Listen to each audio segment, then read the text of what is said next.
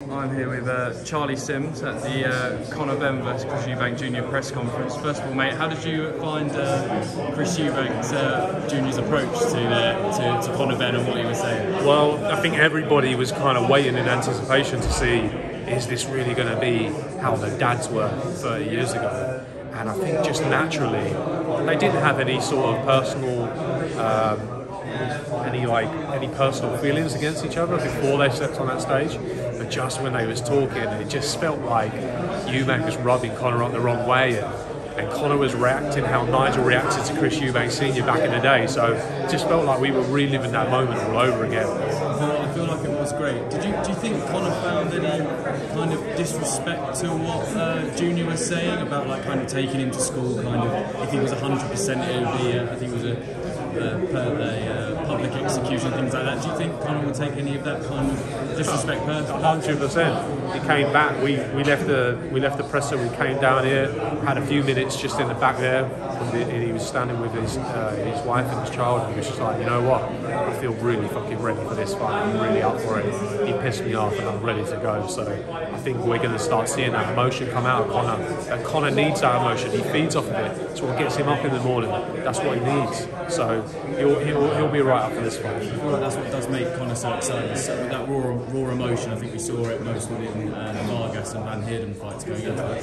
First of all, carrying on with kind of the father-son thing, how does it feel to kind of make this fight with your dad, obviously Tony Sims as well? How does it feel to kind of, because you two are very much involved within Team Benn, how does it feel to make the fight together as well? Like, it's just been a true honour to be part of an event like this, and you know, I've operated at a high level. I've made world title fights, unification fights all around the world. But this fight is special. This was a historic moment, and I think Chris was right. This may never happen again.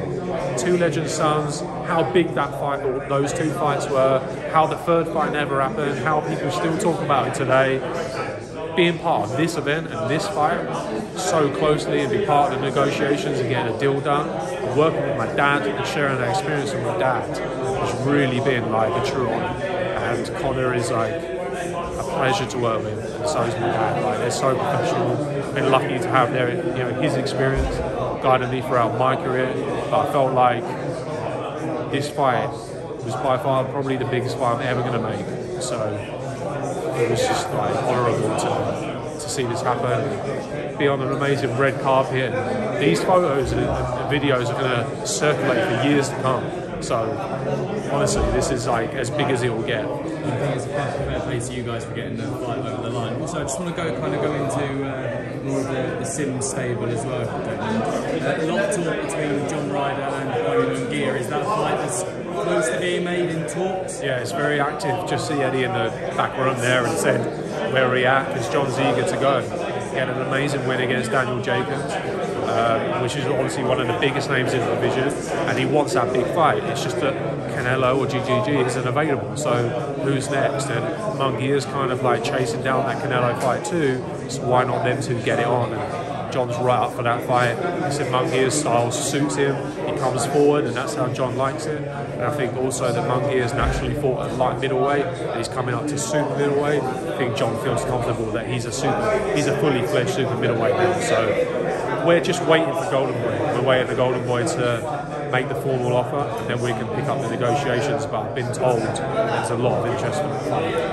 And then moving on to Felix Cash, obviously unfortunate circumstances going into the Pula undercard as well. He's supposed to fight Vaughan Alexander. Do we have any updates on Felix and when he's supposed to be next in the ring? Yeah, we're looking at the current IBF rankings, and I think the number 6 is I can't pronounce his name probably, but Redcam. He's been around the block. He's a good fighter. He's actually with Wasserman, and I think there's early discussions about that being on this show. So if we can get him back into the gym and get him ready, it will likely be on this show. If not, DAZN have got a big schedule coming, so it'll be on one of the other shows. So watch the space of Felix Cash. And then Joe Cordina as well.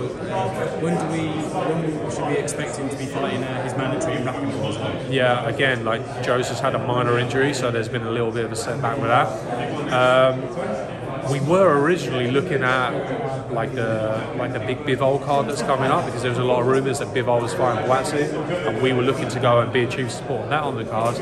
But I think we could potentially be the chief support Conor Benn versus someone else on the card, which is a monster of a fight if they pull it off. And I feel like we're both of them are such close friends as well, Boazzi and Cordina. I think we all saw when Boazzi kind of ditched his commentary position to jump on the canvas after he knocked out Lagawa. It was a great moment. And then also, Charlie, you're also part of Cyrus Pattinson's team as well. When can we see him back in the ring? Cyrus Pattinson is in negotiations to fight for an area title, the Northeast area title, and that might likely land on this show. So we're just kind of having early negotiation about that. But Cyrus wants to go into a title fight next, and he wants to win that Northeast area title. It means a lot to him, and I feel like he can kind of drum up the Northeast sort of fan base. He's sort of boxed on the road a little bit, and he wants to kind of get that title and show everybody in the Northeast that he's the man, and he'll be ready to gun down a British title at some point. Well, probably towards the end of 2022, if not early 23. Perfect. Charlie Sims, thank you very much. Thanks very much, man.